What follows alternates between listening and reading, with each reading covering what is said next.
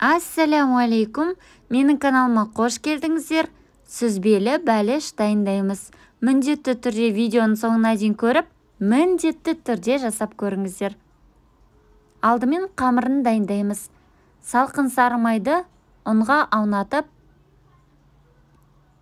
үккіштен өткіземіз. Қолмен ысқылап, түйіршіктер жасаймыз. Шым-шым тұз, қант тұнтақ, қаймақ және қамыр қопсытқыш қосып араластырамыз. Жұмыртқаның сары уызын қосып қамырымызды илейміз.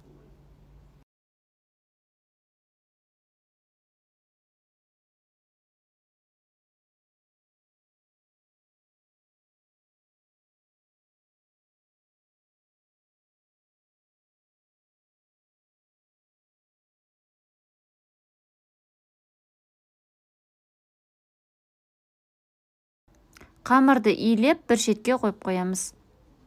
Салмасын дайындаймыз. 9% сүзбеге жұмыртқаның ақ уызын қосамыз. Қант, 3 жұмыртқа және 20% қаймақ қосамыз. Блендермен жақсылап біркелкі болғанша араластырамыз.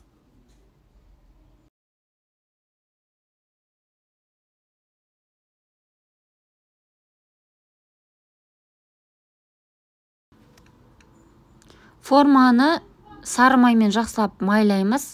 Біздің бәлішіміз піскеннен кейін оңай алыну үшін жақсылап майлау керек. Қамырды видеодағындай қолдың көмегімен жаямыз. Бір керкетіп жаямыз. Бір жер жұқа, бір жер қалың болып қалмауы керек. Осылай саусақтарымыздың көмегімен бортиктарын, яғни шететтерін көтеріп бортик жасаймыз.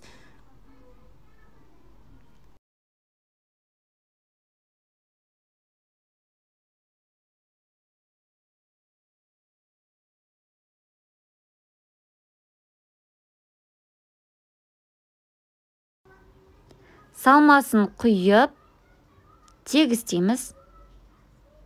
Өзіңізге ұнаған кез келген жидектерді қойып шығасыз. Егер қатырылған жидектерді қолданатын болсаңыздар, міндетті түрде бір ас қасық жүгері крахмалын салып, араластырып, үстіне осылай қойып шығасыздар.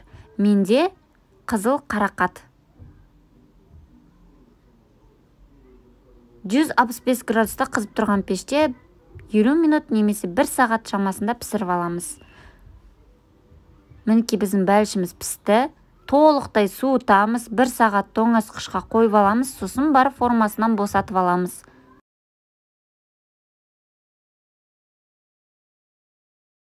Сүзбелі бәліш ерекше дәмді болады. Міндетті түрде жасап көріңіздер, сіздерге ұнайды. 100% оған сенімдімін. Сіздермен болған Балжан Канафина. Лүпіл басып, пікір қалдыруды ұмытпаңыздар. Сәттілік!